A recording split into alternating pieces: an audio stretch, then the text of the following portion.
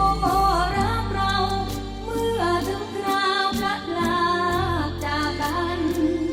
ให้แสนตื่นตันทุกคืนทุกวันน้องยังเววามาอยู่กรุงมุ่งทำงานทุกวันเวลาน้องนี้ก็ห่วงหนักหนาคำสัญญาน้องยังจำได้น้องจากที่มาน้ำตารินร่วงน้องเองก็ทนช้ำทวงแสนห่วงตัวพี่ไม่หายพี่จ๋าอย่าด่วนโศกเศร้าเสียใจ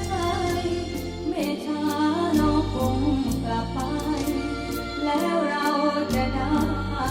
วิวาหยุดบรรเลงคร่ำครวญเพล